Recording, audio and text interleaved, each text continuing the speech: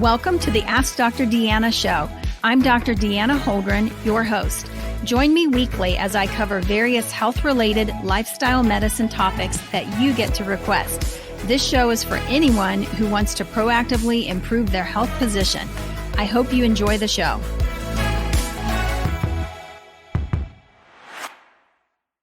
Hey, everybody. Welcome to the Ask Dr. Deanna show. I'm excited that you're with me today. Today, our topic is a little bit about mental health, specifically, mostly anxiety and depression. But I'm going to throw some other issues in there too that we commonly see. Before I do that, I want to remind you that you should always check with your doctor before starting any program. So in my practice as a family practitioner and as a functional medicine physician, I see a tremendous amount of anxiety and depression, especially right now with the world we're living in. It seems like we have more and more higher rates of anxiety and depression. In addition, moving into this season, the holiday season, you tend to see a lot more anxiety and depression for a variety of reasons. So sometimes anxiety and depression can be reactionary. It can just be a product of whatever you're going through or whatever you've been through, whatever you've been dealing with.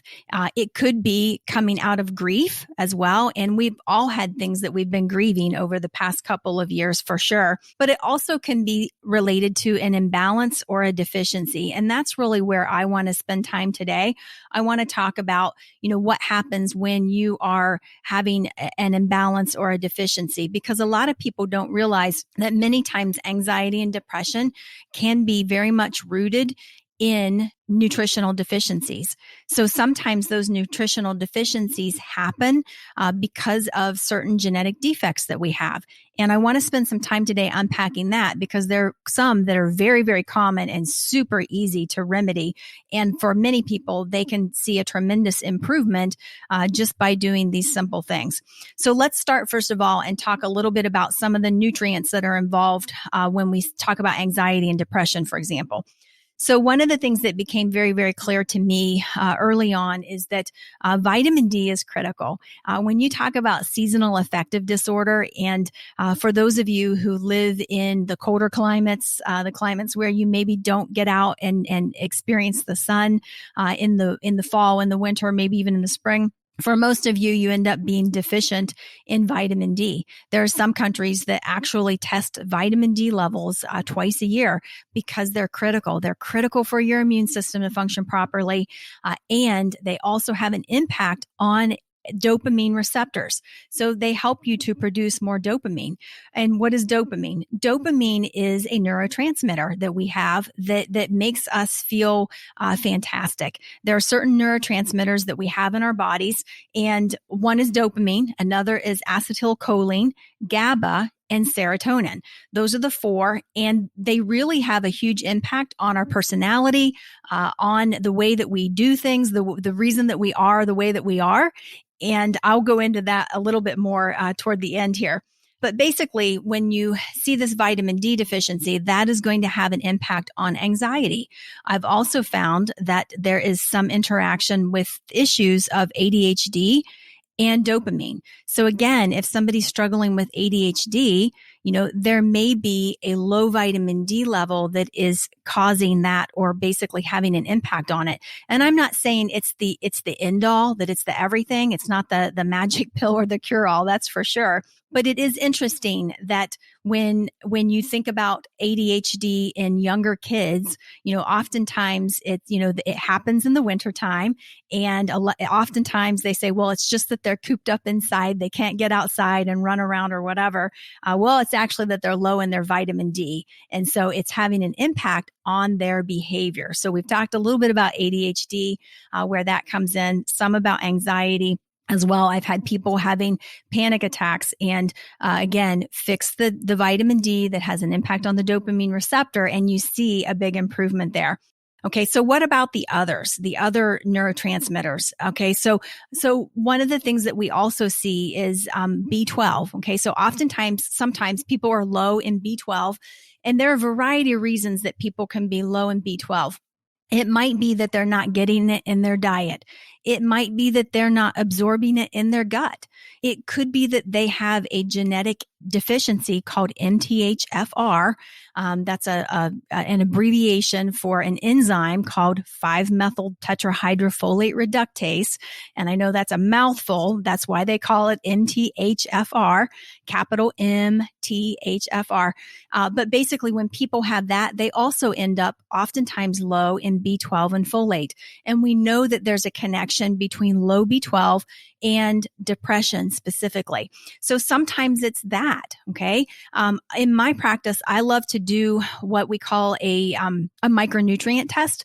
And a micronutrient test looks inside of a white blood cell to see what are you actually deficient in, okay? What are you missing? What is your body lacking? And then we tweak that, usually with supplements, also focusing on the diet to basically reverse those deficiencies, because it has a huge impact on the way that we feel. So again, going back to what are the other causes? What are the other issues here that play in? Gut dysbiosis is a big part. And we did an episode earlier, I believe it was episode 2, on gut dysbiosis and what all that means. But basically, when somebody's gut is thrown off balance or their microbiome is off balance, they are not going to be able to process the nutrients, okay? And that will have an impact also on anxiety and depression. So most of the time when I start, when somebody comes to me for anxiety and depression, this is my starting point, is actually the gut, because if I can fix that, then oftentimes the other stuff kind of goes away. So that was one of the issues. In addition to that, we've got poor absorption of nutrients. I mentioned that earlier. So what would cause that? If somebody has an allergy to gluten or to dairy, that's going to cause some inflammation in the gut, and they're not going to absorb the nutrients from their food because of that. There's another genetic issue that I love to look at in my practice. It is called a VDR, or a vitamin D receptor defect. For people who have genetically, they've inherited a vitamin D receptor defect, they tend to be extremely low in vitamin D. And again, those are the people who are going to have some lows during the winter months. They're going to have a little more anxiety and depression. And it's very, very easily correctable just by supplementing them with vitamin D, but they will need to be supplemented. It is not likely that just the sun will be enough for them, even though for most of us, when we go out in the sun just for 20 minutes, we make a little over 20,000 IUs of vitamin D. Another genetic issue that I see oftentimes is something called COMT, C-O-M-T. These are genetic snips, or little genetic defects that we see that can have an impact on behavior, can have an impact on mental health. And it becomes really, really important to look at those things. Let's go back to the MTHFR one, because I think this one's really important. Oftentimes when I have somebody come in who has a history of anxiety, depression, maybe they've even been, diagnosed at some point as bipolar, but they seem to be functioning pretty well with that. They might even have a long-standing family history. I will usually check them for an MTHFR genetic defect, because what that is, or what it does, it basically has the enzyme that I mentioned earlier is a detoxifying enzyme. It's not just involved in B12 and folate, but it's involved in detox. So if I have 2 copies of that gene, I might only have 30% of the enzyme that detoxes my body, or one of the enzymes, one of the main enzymes that detoxes my body. So if I can't run methylation, which is what it does, okay, it helps to methylate. If I can't run methylation pathways in my body in biochemistry, then I'm going to have all kinds of issues. And so almost always when I see people who, again, have fibromyalgia, a longstanding, mental health history, runs in the family, some of that, I'm going to look here, because the key to that is lifestyle management. Many patients have figured that out. They've already figured out that they are more sensitive to medications. They're more sensitive to even over-the-counter medications. They might be more sensitive to alcohol. They might find that they just don't do well with things, and that they feel best when they live a really clean lifestyle. They feel better when they eat organically. And they don't really know why, but that's the underlying thing. That's the issue that's at play there. And it has a huge mental health impact. So I found many people who were mistakenly diagnosed as bipolar. They weren't really bipolar. They just have this MTHFR genetic defect. And if you look at what happens when somebody is toxic, okay, if let's say that I'm not able to clear these toxins out of my body and they start to build up and accumulate, what happens? Well, you get behavioral disturbances. That's one of the number one symptoms that we see. If you said, well, how do I know if my child is, on drugs or is, using something they shouldn't be using, whatever. Well, their behavior changes. They have a personality change. They have a behavior change.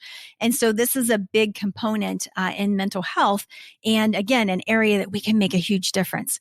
So again, looking at all of these things, it could be this one, it could be that one, but finding the root cause is key. And you guys, I want you to know that I'm not anti-medicine at all. In my practice every day, I use a combination of traditional medicine and functional medicine. I try to do what is best for the patient and help them reach the goals that they want to reach. But I just know that there are other things that are oftentimes at the root that we can address that will make a huge difference. So this is one of them. There are, wonderful herbs out there that are great, that can be used to help with anxiety. So, we mentioned vitamin D, we mentioned the B vitamins, some of those things, but also there are herbs like ashwagandha that is fantastic for calming people down and helping from an anxiety standpoint. There are things like rhodiola that's great for the adrenal glands. So there are a lot of herbs that can help. There's one in particular, there's a product that I like to use that makes a big difference if somebody does not want to go the route of a medication. Orthomolecular, and you guys have heard me mention them before. Orthomolecular makes a product called Serenity with a C, and that is a product that basically just boosts those neurotransmitters that we mentioned earlier. It'll boost those, all of the neurotransmitters. And so a lot of times people feel great with that.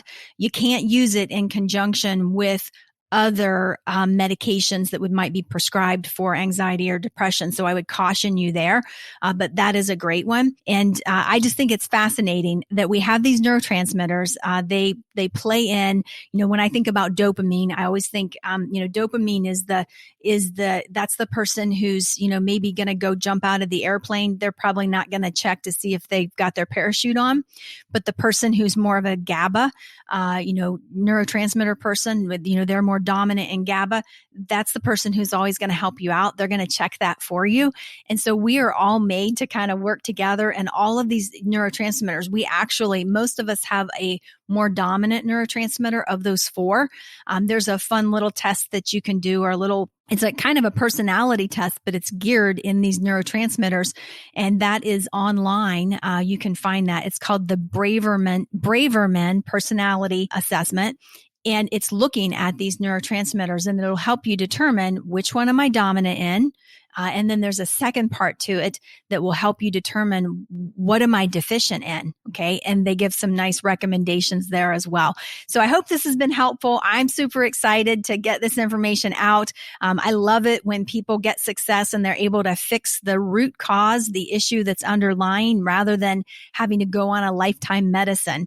So it's fantastic when I hear those success stories. Don't forget that you can ask questions, things that you want to hear me cover on this show. Don't forget to go to deannaholdren.com. There's a place specifically there where you can ask those questions. And then join me next week. Next week, we are going to have the wonderful Dr. Linda Jeffries on. And Dr. Linda Jeffries actually co-authored the latest edition of the Healing Handbook with me. She is a research genius, okay? She loves to get in there and get the details and the minutia and all of that. So you're going to love hearing from her. We're going to talk a little bit about the book. We'll probably talk a lot about food and what's wrong with the food today as well, because that's something we've been talking about a lot lately. So thanks again for joining me, and be sure to plug in on the next show. I hope you enjoyed that episode. For more information, visit me at deannaholdren.com. Find me on Facebook, Instagram, and Twitter at Dr. Deanna Holdren. I really want to hear from you, so message me. I love taking your messages and creating topics from them. Please rate, review, subscribe, and share my show with those who have an interest in health and wellness. Thank you for tuning in and see you next week.